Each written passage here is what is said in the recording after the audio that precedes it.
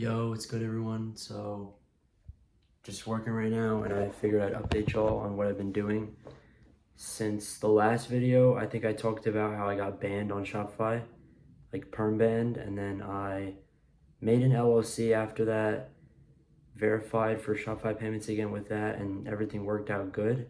So now I'm back to testing products and I hit a winner. So I'm just gonna show you guys. All right, so this is yesterday, $850 day, and ignore the red bar at the top, by the way. It doesn't mean anything. That's just because I changed my bank account. So I know it's not that crazy for a first day. Last winter I had a 3.8K day on the first day. So I scaled much harder on that day. But this time I'm just trying to go slower because of Chinese New Year. And if you don't know what that is, basically it's just like a Chinese holiday where they all close down their warehouses for weeks on end and then celebrate that. So I got there's like a week left of that until they start shipping out orders again and making stuff. So that's when I'll actually be able to fulfill the orders. So because of that, I just went a little slower yesterday just to basically lower my risk of like refunds and stuff. So this is a screenshot I took yesterday at like 8 in the morning, I think. And I made 3 campaigns for that day, 100 budget on each. Only $6 spent on all 3. And as you can see, 2 of them got sales already, and this is only at 8 a.m. so that's just great metrics. CPC is very low. We like to see that. That means I'm one of the first people on this product. And add to carts, I got 3, so that's pretty good. Another screenshot, 8:30 I think I took this. It started spending with no results here. 12, as you can see, still no add to carts on this one. 8 and 8, spent $2 more, nothing, but it didn't even spend that much more, so that was totally fine. So here's a little later in the day, maybe like 11 a.m. I took this. 24 around on each spend. The bottom campaign actually got a sale. Still $26 per sale. That's not good, but I let it run. So day 1. Top one, still no more sales after that first one. And then the middle campaign was performing the best with an $8 cost per conversion. These 3 campaigns right here, 1, 2, 3. This is how I finished off the day. I think I turned it off at like 10 p.m. at night. I don't know if that was a good idea. I probably would have left it on because these CPAs were still good. They were rising a little, but they were still good, so I should have left it on.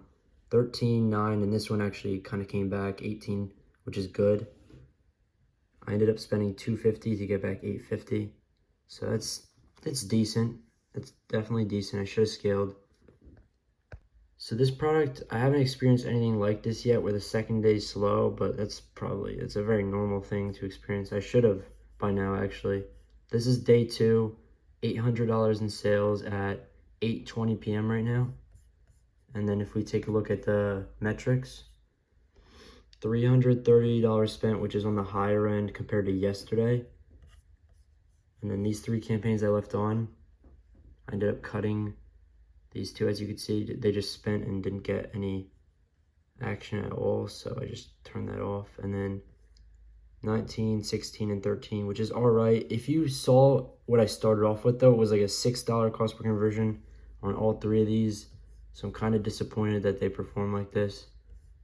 And I got to see like how this all plays out. I did bump this budget right here up because it's a low CPA, and I just want to see what happens if I do bump one. I'm testing that right now, so I obviously got to make some sort of changes here because by the looks of it, it just looks like it's going to die out if I keep just running the product alone like this. So what I'm going to do is I'm going to make 2 different ad accounts and 2 different product pages, 2 everything.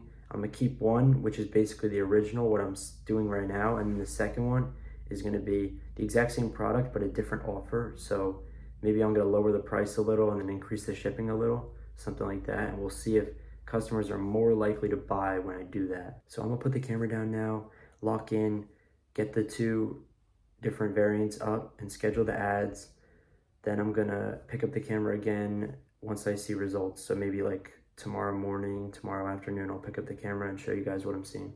All right, boys, it is the next night, and I have some very unfortunate news. Very sad about this one. I was not expecting this at all. All right, so basically, let me run you guys through exactly what happened. So after I put the camera down, I was duplicating campaigns, right? and getting ready for the next day. And midway through, I'm on like my 5th duplication, and I look at the top and I see this banner right here. Right here, this account has been suspended and its ads have been stopped. It's just terrible. All my ads stopped delivering, and basically this whole ad account is now gone. All right, so it did take me like a full 24 hours before hopping back on camera here, and I did a lot of thinking. I was very pissed initially when I saw this, as I should be, but now that I did some deeper thinking into it, I'm just gonna take this as a sign to stop running this product, because I feel like there's just better out there. And I could, if I really wanted to, if this product was really ripping at first, which it wasn't, I would have transferred the pixel, which is basically just what carries all the data for the product, out of this banned ad account and into a fresh ad account that's working. And I could definitely do that, but I just feel like I'm better off just running a new product. I did my P&L, and honestly, it wasn't profitable, really. I'm gonna be honest, I made like $200 profit out of the 1,600 rev I generated, which is not really good at all. It's terrible. So I'm just gonna take this as a sign and move on. And I did some research because I'm trying to figure out actually like what I did wrong so I know.